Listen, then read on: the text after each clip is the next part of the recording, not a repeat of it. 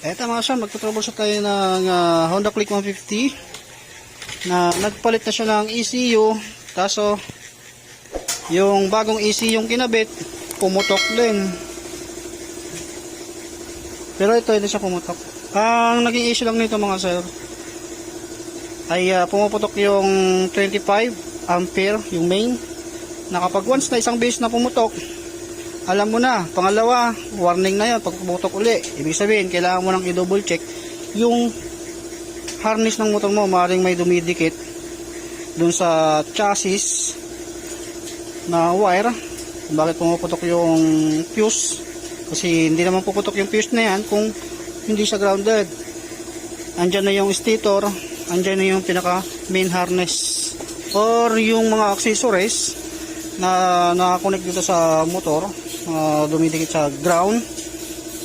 Sample, may mga inbil na ganito, kaso chinek ito, sabi grounded, at tayo nga nakita daw ECU. Ang problema, pinabili ng ECU, sinalpak agad na hindi man lang nag-troubleshoot, pumutok yung ECU. Mayroong pinakita siya ng picture doon sa cellphone niya, na sabi nung gumawa, ang mali daw yung pinagbilhan. Kaso napansin ko doon sa likod ng ECU, doon sa picture na pinakita ni sir, talagang pumutok siya. Pumutok dito yata sa gilid na to, pumutok. Sinisisi nung gumawa yung pinagbilhan niya ng pisa, kasi ganoon na raw niya na kita lahat ng nagbibiti ng ECU hindi pumuputok, lalo kung nakasilyado. Pero na lang kung hindi mo na-check ng maayos yung wiring harness ng makina, anong motor, short circuit pa rin, doon pa rin yung problema. Tapos nalangan mo ng bagong ECU, puputok at puputok talaga yan. Nakita ko sa inyo, tanggalin ko muna to ngayon kasi hindi na siya ayan, check engine. Pero salangan natin ang diagnose para makita nyo rin paano yung Kyoto pa yung check engine. Bagong ECU na yung nakalagay dyan. Tapos check natin yung fuse kung mayroong butas o putol pala.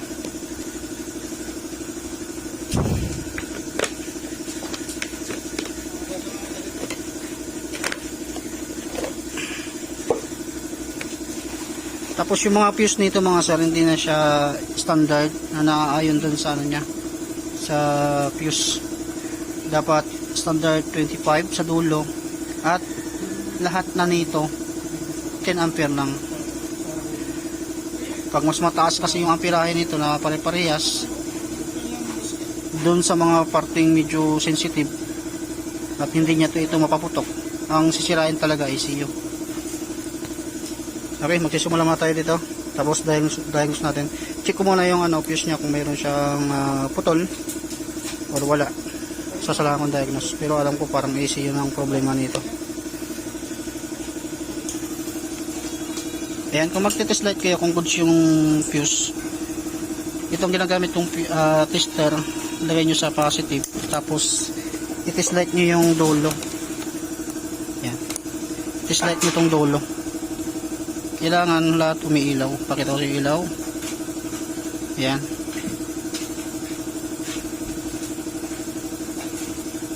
Okay, lahat goods yan.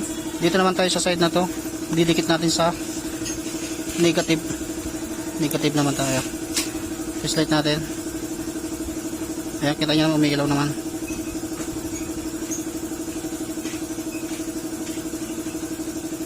Okay, kita nyo naman lahat umiilaw. Goods yun yung kayang fuse. Pero yung mga fuse na yan, papalitan din natin yan after natin matroubleshoot yung motor. Ngayon, salangan ko muna diagnose. Okay, salangan diagnose. Check natin kung ano yung check engine nito. Tumunog naman yung fuel pump, kaso ayaw magredondo. Check natin. Wala na yung check engine niya. Pero yung nakalagay dito, yung bago, yung may butas. Nakasalpak yun kasi tumutog yung pump niya.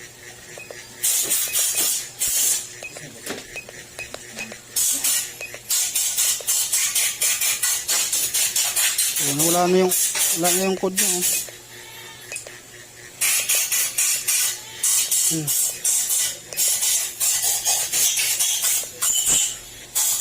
sinuksok ko lang yung mga fuse. Sinusok ko lang, nawala na yung check engine. Okay. Check natin ngayon kung bakit ayaw mag-start. Kasi narinig ko naman na tumunog yung fuse, ay yung fuel pump. Tinanggal ko yung diagnose. Diyan naman yung check engine. Tapos tingnan ko nga kung tutunog yung pump. Oh, hindi na naman tumunog yung pump. Diyan yung check engine. Nung sinalpak ko tong diagnose na to, tumunog yung pump tapos nawala yung check engine. Ngayon tinanggal ko. Nandiyan na naman. Okay, buksan natin tong cover nya. Check natin yung wire nya. Paano yung ginawa dyan? Tanggal ko na yung headlight. Ayan, pasilip ko sa inyo na bago nga yung kanyang ECU. Susunod ko naman tatanggal nito. Saka ito. Hanggang doon sa pinakailalim para makita ko kung ano pa yung mga giging problema nito. O check ko kung ano pa yung makikita kong problema.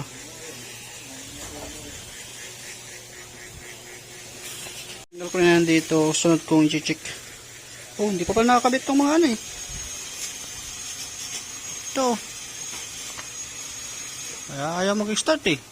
Pero buksan ko muna to. Tingnan ko nga yung sabi niya na butas. Okay, tanggal ko na yung mga tornilyo. Ayan. Tingnan na natin kung butas nga.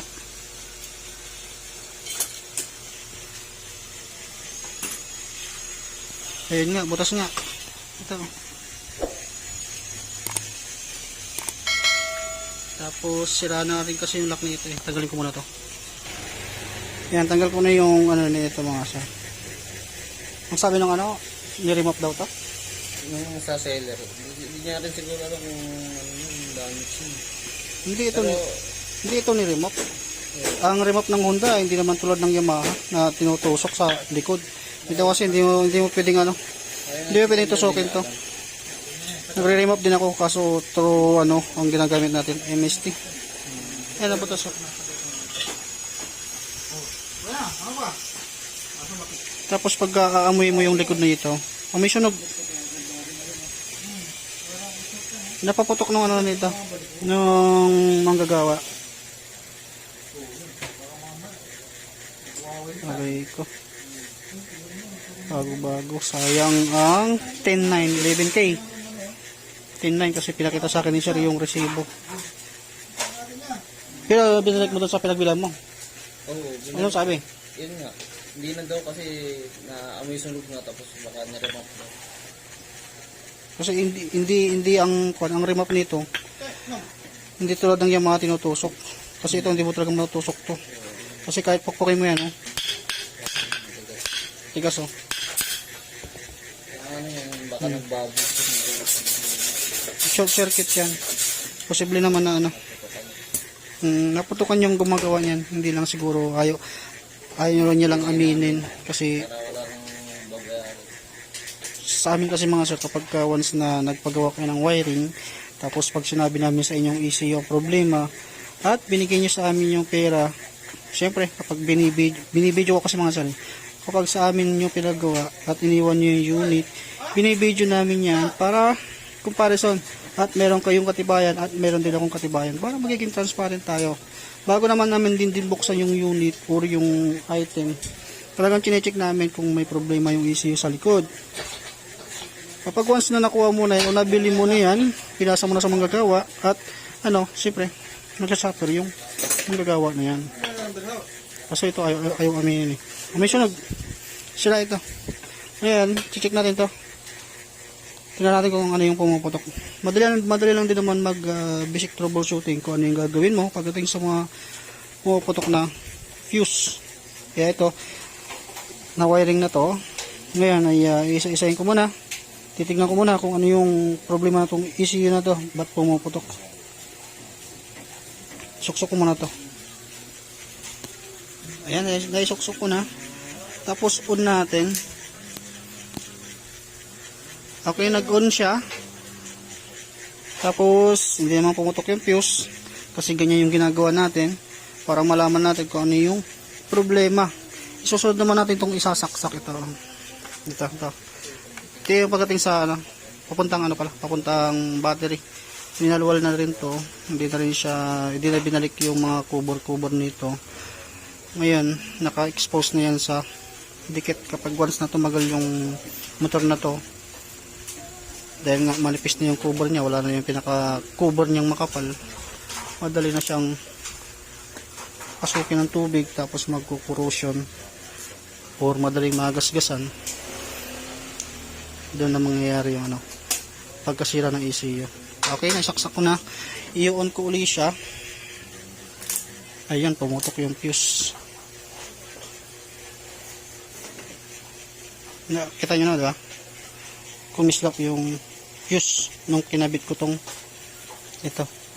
Ibig sabihin talaga, sila ECU nito. Tapos, hindi tinubulshoot ng maayos yung harness. Kaya nung sinaksak ito, pumutok. Ayan, bibili tayo talaga ng bagong ECU. Tapos, yung kanyang harness ilalabas yan at i-check yan. Kasi mapapansin naman din dito na medyo hindi na maganda yung pagkakakuha ng wire nito. Hindi na naka-intact. Pero kung may budget lang yung may-ari nito, pagbibiling ko ng buong harness to. Kaso ang mahal kasi ng harness, pagkakaalam ko nasa kulang-kulang 6,000. Yung pinaka main harness lang, wala pa itong battery harness, wala pa yan. Nasa 2 bali abutin ng ano hanggang ECU, abutin din ng kulang-kulang 30. Pero ngayon dahil nga ano, pabili mo tayo ng ECU, ito na yung pinakamahirap na trabaho ng mekaniko, ang ECU, ang wiring, dahil maaari kang mag-abono ng 10,900. Kaya yun yung pinakamahirap sa parte na yan. Ibaling kumuha ka na lang ng ano, ng makina, sure ball ka pa. Pero pagdating sa wiring, maaring maabono ka pa. Kunting pagkakamali mo, abono ka. Tulad nito. Pero ayaw namin ng ganun. Kakalkay namin yung harness dito. Hanggang doon sa pinakailalim. Kalalabasan nito, hubad yung motor. Huhubaran to. Payag ka? Hubaran namin? Okay ka? Wala tayong magagawa eh.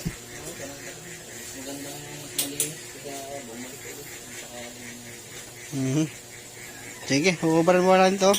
Na-troubleshoot naman yung problema nito na talagang easy yung problema. Kasi nakakabit to, hindi pumutok yung fuse, nag-on yung panel. Nung sinaksak ko ito, doon na siya pumutok. Ibig sabihin, short circuit to. Nung pumutok yung 25 ampere, kung dapat na-troubleshoot ng maayos, kasi hindi natin alam kung ano yung nangyari pa dito sa motor na to, maaaring mga pinatusok-tusok. Kasi nga, iba-iba na yung mga fuse. Tapos, yung harness niya, kalkal na lahat. Kaya hindi natin alam kung ano yung naging ko nito. Pero pinabuksan mo yung ECU. Ay, stator. Binuksan yan. Walang sinabi sa error. Wala nakitang problema. Kasi ito kasi hindi pa ito nakakabit. Itong sa sakit ng stator, ibig sabihin, wala nang kinalaman si stator. Battery saka yung sa taas lang, pumutok na yung fuse. Ibig sabihin, yung dati ito stator ang pumuputok pag kinakabit. sira ng PC yan. Tsaka harness nya, check natin lahat yan. Hubad-hubad muna tayo. Ito mga sa natanggal ko na yung mga pairings nito kasi marami akong dapat i-check dito. Ito kasi yung pinaka mahirap kapag mag-i-install ka ng bagong ECU. Ito yung pinaka mahirap kasi shoulder mo na kapag once na binigyan ka ng ECU ng customer na bago tapos kinabit mo lang ng hindi ka nagwa-wiring at kapag nasira yon, siyempre shoulder mo yan. Kasi kaya nga nagpagawa sila sa iyo para ayusin, hindi manira, hindi magpa dagdag ng mga gagawin. Kaya ito, sabi ko kay customer na medyo may katagalan pagdating sa pag-wiring. Yan, kasi marami akong i-check dahil ito ay galing sa ibang paggawaan to. Nasira nga yung ECU. Syempre ayaw ko naman din na maulit yung ganun. At syempre lagi naming sinasabi na kapag once na pumutok yung ECU, Ibig sabihin, may problema sa wiring. Nakita ko naman sa inyo yung ECU niya na may putok talaga. Tsaka nung testing ko yung lumang ECU niya, sinaksak ko yun sa battery harness, pumutok. Pero nung hindi ko sinaksak yun, hindi pumutok. Ibig sabihin, ECU na ang problema nun. At bago ako mag-final, check ko muna yung wiring niya. Sample natin dito, isa rin sa nagpapasira ng ECU sa part dito. Kaya lagi kong sinasabi yan, kapag once na kayo magto-troubleshoot at medyo may katandaan ng yung motor ninyo, mas magandang tanggalin nyo muna yung battery para kung sakaling tatanggalin nyo yung throttle body at magalaw nyo to. Siyempre dito nakakonect yung mga sensor ng mga TPS. Kapag once na nagalaw nyo at may problema yan, asahan nyo po yan, puputok yung ECU. Yan, hanggang dito winalwal yan. Hanggang dito lang naman yung winalwal nila. Hanggang dito. Patapos, itong pinaka-stator yan. Winalwal din to. Tapos ito, mamaya, check ko rin to. Kaya ako rin tinanggal yung fuel tank. Kasi, isa rin sa mga dumidikit. Sample nito, may mga kalawang na yan, ganyan. Dumidikit din yan. At, sa part dito, isa rin dito sa may pinakailalim nito, meron din yung dumidikit din dyan. Isa rin yan sa nagpapaputok ng fuse. Dumidikit sa body ground. Kapag once yung gano'n nangyayari, yun ang puputok ng fuse. Kapag pumutok yung fuse na yun, at grounded, tapos hinayaan mo lang, tapos nalangan mo kagad ng bagong ECU, pati yung ECU dadamay. Kaya imbis na sana hindi na pagastos ng malaki yung customer, dalawang ECU na nasira, imbis na hindi mapagastos, napagastos kasi kulang sa pag-check. Pero kung na-check mo lahat, hindi baling matagalan ka sa pag-check ng motor or ng wiring, importante hindi ka mag-aabono, importante hindi gagastos ng ECU si customer. Kaya ganito yung ginagawa namin. Tapos bubuksan din namin ito. Yan. Bubuksan ko ito sa pinakailalim, check ko rin yan. Kasi tapos na ako mag-check dito, after nito, wawalwalin ko yung ginawa dito. Kasi nga, masyadong manipis yung electrical tape lang. At nakakalang kasi yan dito. Sa katagalan kasi yan, yung tape na yan, maaring malusaw. Siyempre, dumidikit yan. Pag nabalatan, may sira din ECU. Kaya dudublehin ko to. Pati ito, oh. Yan. Wala na yung pinaka ganito niya, oh. Dito sa part na to wala na. Kaya gagawin ko ay babalutan ko pa ng ganyan. Ganito to. Para sure ball. Hindi masira. Hanggang doon, babalutan ko lahat yan. Kaya tinanggal ko mula itong mga kailangan kong tanggalin para lang ma-double check yung wire nito. Kasi mayroon pang basa-basang kasalangan mo ng bagong ECU nang hindi ka sigurado, maaari kang mag-abono. Kaya check ko muna lahat itong wiring niya. Dito ako sa part ng magneto mga sira. Ayan, papansin nyo. Tapos sa pan, iba na yung mga tornilyo niya. Puro alin na. Alin na nga, mahaba pa, maaaring tumagos yan sa stator. Tapos yung pan mayroon ng crack. Ayan, hindi na pwedeng gamitin. Nag-iba na yung tornilyo nito, naging alin na. Kaya tumatagos na yung alin. Tapos bumubuka na lang itong Ayan. Mali na po yan. Ewan ko kung yan ba yung original niyan. Tapos ngayon ito, bubuksan ko to, titignan ko yung stator niya kung may tama o wala. Kasi na-check ko na yung wire at kampante naman ako na all goods na. Babalutan ko na lang, pati yun nandito. Ilalabas ko lang to, tapos i-retape ko lang ulit. Babalutan ko yung mga may gas-gas dito. Pero hindi naman nabalutan yung wire. Kaya ito yung susunod ko. Yan, iba na yung niya, oh. Yung haba. Tapos ito nga, hindi na rin pala ito maanuhan, magamitan ng dito, magneto puller, kasi na welding na pala ito. Kaya mangyayari, para matanggal lang din to magneto, i-welding din to kasi hindi na loose thread na, oh.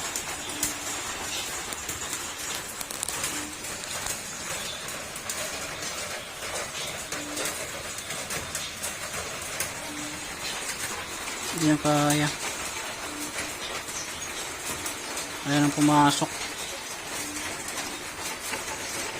Kaya welding to Parang mayroong akong nakikita dun sa magneto na kakaiba. Kaya kailangan ko matanggal to. Kasi useless yung ECU kung hindi ko matatanggal yan. Baka pumutok lang din yan dahil lang dyan. Isa rin sa nagpaputok o nagpapasila ng ECU. Dun sa ilalim nito. Yan, isa rin yan. Na-encounter ko rin yan mga sir. Kaya kailangan ko tanggalin yan. Kaso welding uli. Okay, tanggal na yung magneto. Pero kinailangan natin i-welding. Kasi nga lustot. Yan, winilding natin yung puwer para matanggal. Kasi kailangan din sa isa yan, sa i-check natin. Kasi sinabi chinik daw yan, kaso parang wala lang pala tandaan. Para makita natin kung may problema pa yung may gasgas ba yung kanyang magnetic coil, magnetic wire.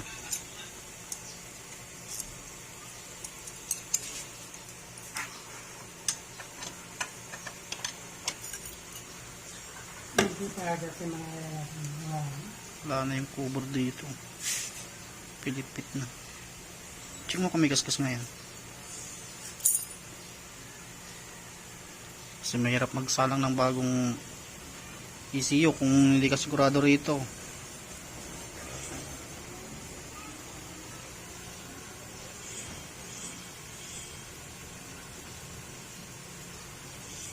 Dito.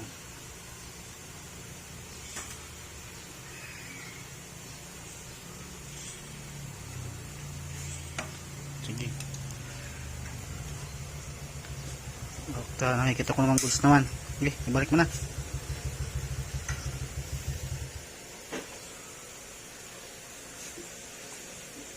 Tapos dapat kailangan yung mag dito bumili ng bago yan. Kaysa naman yung kada tatanggalin puro welding. Tapos papahanap na ako ng ECU ngayon. Kasi tapos na ako mag wiring. At maaari na itong ibalik.